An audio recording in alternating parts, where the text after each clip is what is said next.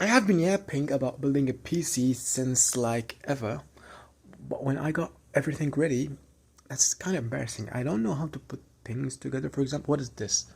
What is going on here? Why does it have three holes? You know? And all of this is for the fan itself, let alone all these stuff. I don't know what this is like.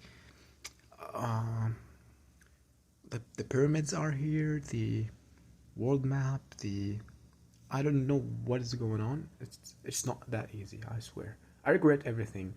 Let alone the case. We haven't opened the case yet. It's gonna take us a while. It's gonna be a nightmare, I guess. I don't know what's going to happen. Building a PC is not what I expected, really. Let's see. Wish us good luck.